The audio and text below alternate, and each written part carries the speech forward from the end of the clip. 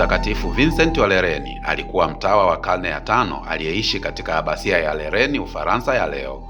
Alijulikana kwa hekima yake na jitihada za kulinda mafundisho sahihi ya imani ya Kikristo.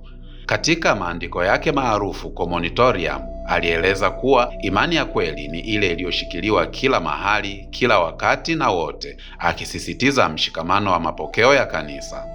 Ingawa alikosoa mafundisho ya baadhi ya wanateolojia wa wakati wake, alifanya hivyo kwa hekima na upendo wa kweli kwa kanisa. Vincent alisisitiza kwamba ukweli wa imani haupaswi kubadilishwa ovyo, bali unapaswa kukua kama mwili kwa uhai ule ule, lakini kwa ukuaji wa kueleweka zaidi. Kanisa Katoliki humkumbuka kama sauti ya busara na uaminifu katika utetezi wa imani ya Kikristo. Yapo mengi ya kujua kuhusu watakatifu. Tafadhali tembelea mitandao yetu ya kijamii.